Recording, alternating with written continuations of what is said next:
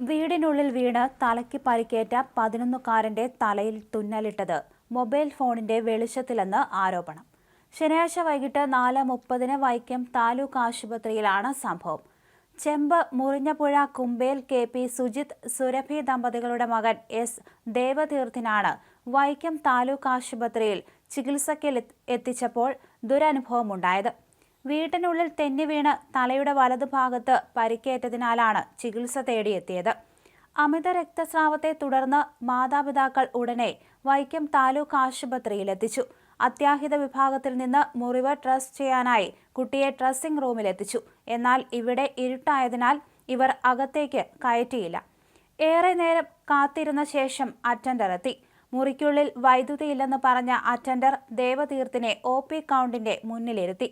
മുറിവിൽ നിന്ന് രക്തം ഒഴുകിയതോടെ കുട്ടിയെ വീണ്ടും ഡ്രസ്സിംഗ് റൂമിലേക്ക് മാറ്റി. ഇരുട്ടാണല്ലോ, വൈദ്യുതിയില്ലേ എന്ന മാതാപിതാക്കളുടെ ചോദ്യത്തിന് ജനറേറ്ററിന് ഡീസൽ ചെലവ് കൂടുതലാണെന്നും വൈദ്യുതി പോയാൽ തുടർച്ചയായി പ്രവർത്തിപ്പിച്ച് വെക്കാറില്ലെന്നുമായിരുന്നു അറ്റൻഡറുടെ മറുപടി. തുടർന്ന് മുറിവ് ഡ്രസ് ചെയ്ത് തുന്നലിടാൻ അത്യാഹിത വിഭാഗത്തിലേക്ക് കുട്ടിയെ എത്തിച്ചു. അവിടെയും വൈദ്യുതിയില്ലാത്തതിനാൽ ജനലിന്റെ അരികിൽ ദേവതീർത്ഥിനെ ഇരുത്തി. മൊബൈലിന്റെ വെളിച്ചത്തിൽ ഡോക്ടർ തുന്നലിട്ടു. ദേവതീർത്ഥിന് തലയിൽ 2 തുന്നലുകളുണ്ട്. സംഭവത്തെക്കുറിച്ച് അന്വേഷണം നടത്തുമെന്ന് ആശുപത്രി അധികൃതർ അറിയിച്ചു. ആഴ്ചകൾക്ക് മുമ്പ് ആശുപത്രിയുടെ ലിഫ്റ്റ് തകരാറിലായി ജീവനക്കാരടക്കം 6 പേർ അരമണിക്കൂറോളം കുടുങ്ങിയ സംഭവം ഉണ്ടായിരുന്നു.